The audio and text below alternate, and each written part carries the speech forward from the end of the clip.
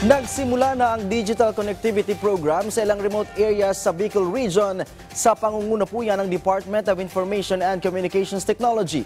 Alinsunod dito sa programang Digitalization and Connectivity ni Pangulong Ferdinand R. Marcos Jr. Ang detalye sa ulat ni Connie Kalipay ng Philippine News Agency Bicol.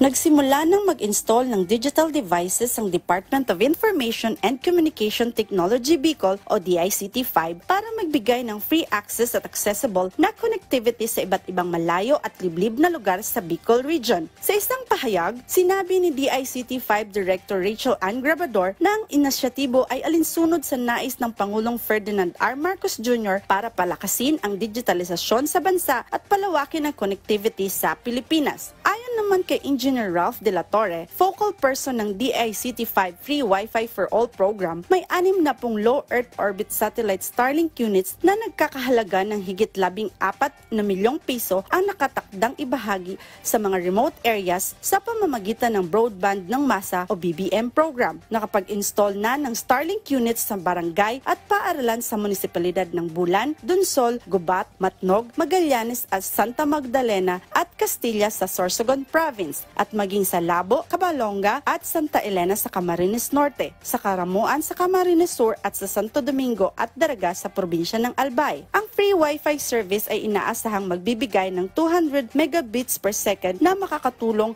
sa komunidad, paaralan at mga lokal na tanggapan ng gobyerno. Mula sa Philippine News Agency Bicol, Connie Kalipay para sa Pambansang TV sa Bagong Pilipinas.